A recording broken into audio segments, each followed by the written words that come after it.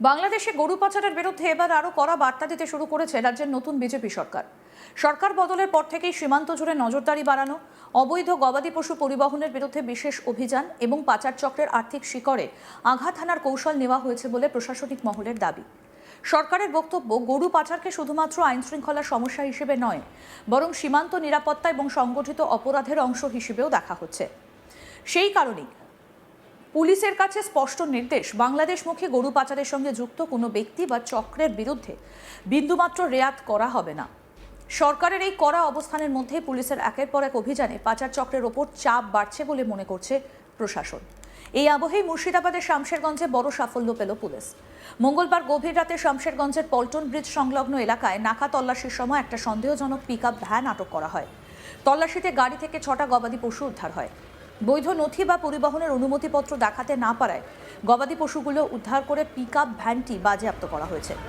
পাশাপাশি গ্রেপ্তার করা হয় দুই অভিযুক্ত, আকমাল শেখ এবং মনির শেখকে।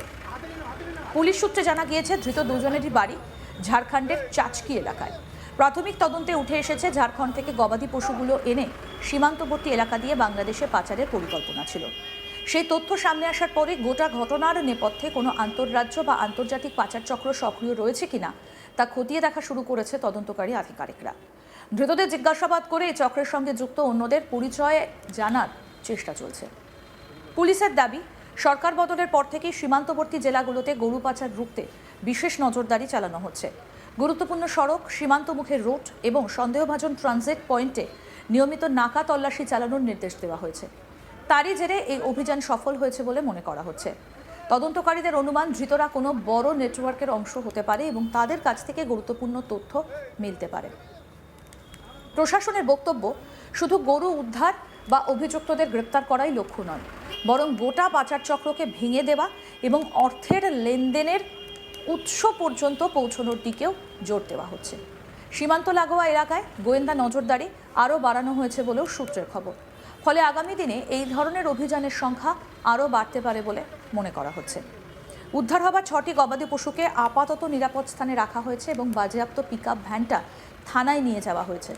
বুধবার ধৃত আকমাল শেখ এবং মনির শেখকে জঙ্গিপুর মহকুমা আদালতে পেশ করা হয়েছে। পুলিশ জানিয়েছে, এই ঘটনার তদন্ত এখনও চলছে এবং পাচার চক্রের সঙ্গে যুক্ত অন্যদের চিহ্নিত করতে একাধিক সূত্র ধরে তদন্ত এগিয়ে নিয়ে যাওয়া হচ্ছে। নতুন সরকারের কড়া অবস্থানের জেরে সীমান্ত দিয়ে গরু পাচারের সঙ্গে জড়িতদের ওপর চাপ আরও বাড়বে বলেই প্রশাসনিক মহলের ধারণা। আমাদের প্রতিনিধি সব্যসাচী ব্যানার্জি কি প্রতিবেদন তুলে ধরেছেন, দেখব এবার। বাংলাদেশ পাচারের আগেই গরু বোঝাই পিকআপ ভ্যান বাজেয়াপ্ত করলো শামশেরগঞ্জ থানার পুলিশ।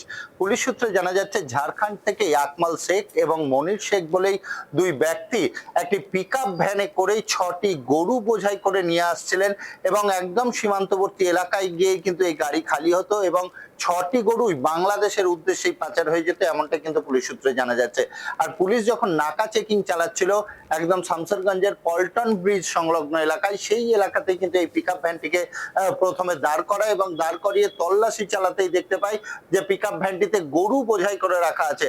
সাথে সাথেই ড্রাইভার এবং খালাসি যে আকমাল শেখ এবং মনির শেখ, এই দুজনকে গ্রেপ্তার করেছে পুলিশ এবং তাদেরকে জিজ্ঞাসাবাদ করে জানতে পারা যায় যে তারা বাংলাদেশের সীমান্তবর্তী এলাকায় এই গরুর গাড়িটি খালি করত এবং যে 6টি গরু ছিল সেটি হয়তো পরবর্তীতে বাংলাদেশেই পাচারের উদ্দেশ্যে নিয়ে যাওয়া হতো, এমনটাই কিন্তু পুলিশ সূত্রে জানা যাচ্ছে। এবং এই যে আন্তঃরাষ্ট্রীয় যে একটি চক্র, গরু পাচার চক্র মুর্শিদাবাদে অ্যাক্টিভ ভূমিকায় নেমে পড়েছে, সেটা কিন্তু আমরা প্রতিনিয়তই দেখতে পাচ্ছি। এই বর্ষার সময় যেহেতু প্রবল বৃষ্টিতে যে সকল বিএসএফ নাকা চেকিং চালায়, বিএসএফ যখন টহলদারি করে, তাদের কিন্তু অনেকটাই সমস্যার সম্মুখীন হতে হয় এবং প্রবল বৃষ্টির কারণেই তারা কিন্তু এই পাচারকারীরা খুব সহজেই এপার বাংলা থেকে ওপার বাংলায় পাড়ি দিতে সক্ষম হয়। প্রবল বৃষ্টিতে তারা সাঁতরেই পদ্মা পার হয়ে গরু নিয়ে পৌঁছে যায় বাংলাদেশে। আর সেই উদ্দেশ্য নিয়েই কিন্তু এই গাড়িটি আসছিল, এমনটাই জানা যাচ্ছে। ঝাড়খণ্ড থেকে 6টি গরু বোঝাই করে পিকআপ ভ্যানটি আসছিল এবং পল্টন ব্রিজ সংলগ্ন এলাকায় যখন নাকা চেকিং এর পাল্লায় পড়ে, তখনই শামশেরগঞ্জ থানার পুলিশ যখন এদেরকে জিজ্ঞাসাবাদ করে এবং এই গরুগুলি কোথা থেকে নিয়ে আসা হচ্ছে তার কাগজপত্র দেখতে চাওয়া হয়, তখন কিন্তু তারা সদুত্তর দিতে পারেননি এবং কোনো কাগজও দেখাতে পারেননি। আর তখন তখনই তাদের দুজনকেই গ্রেপ্তার করে এবং পুলিশের যেটা গোপন সূত্রে পুলিশ জানতে পারে যে এই গরুগুলি বাংলাদেশেই পাচার করা হতো, আর এই বাংলাদেশে পাচারের আগেই কিন্তু পুলিশ এই গরুগুলিকে আটকাতে পেরেছে এবং যে দুজনকে গ্রেপ্তার করেছে তাদেরকে কিন্তু জঙ্গিপুর মহকুমা আদালতে তোলা হয়েছে। তাদেরকে পুলিশ হেফাজতে নিয়ে এসে এর পেছনে কে বা কারা আছে, কার হাতে এই গরুগুলি দেয়া হতো, সমস্ত বিষয় তদন্ত করে দেখবে পুলিশ।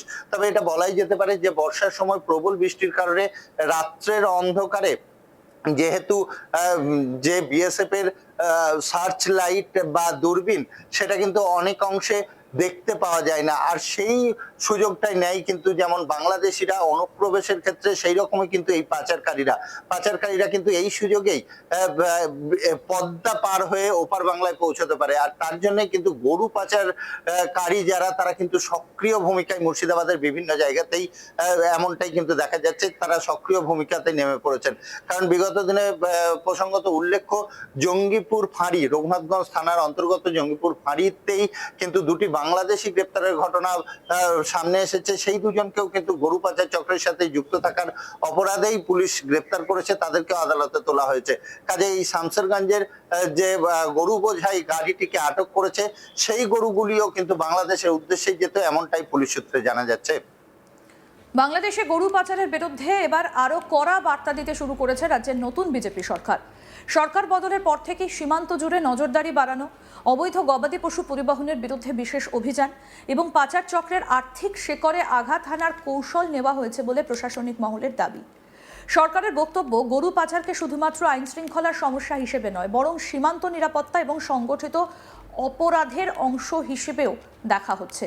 সেই কারণেই পুলিশের কাছে স্পষ্ট নির্দেশ, বাংলাদেশমুখী গরু পাচারের সঙ্গে যুক্ত কোনো ব্যক্তি বা চক্রের বিরুদ্ধে বিন্দুমাত্র রেয়াত করা হবে না। সরকারের এই কড়া অবস্থানের মধ্যেই পুলিশের একের পর এক অভিযানে পাচার চক্রের ওপর চাপ বাড়ছে বলেই মনে করছে প্রশাসন। এই আবহে মুর্শিদাবাদের শামশেরগঞ্জে বড় সাফল্য পেল পুলিশ। মঙ্গলবার গভীর রাতে শামশেরগঞ্জের পল্টন ব্রিজ সংলগ্ন এলাকায় নাকা তল্লাশির সময় একটা সন্দেহজনক পিকআপ ভ্যান আটক করা হয়। তল্লাশিতে গাড়ি থেকে 6টা গবাদি পশু উদ্ধার হয়। বৈধ নথি বা পরিবহনের অনুমতিপত্র দেখাতে না পারায় গবাদি পশুগুলো উদ্ধার করে পিকআপ ভ্যানটা বাজেয়াপ্ত করা হয়েছে। পাশাপাশি গ্রেপ্তার করা হয় 2 অভিযুক্ত আকমাল শেখ এবং মনির শেখকে।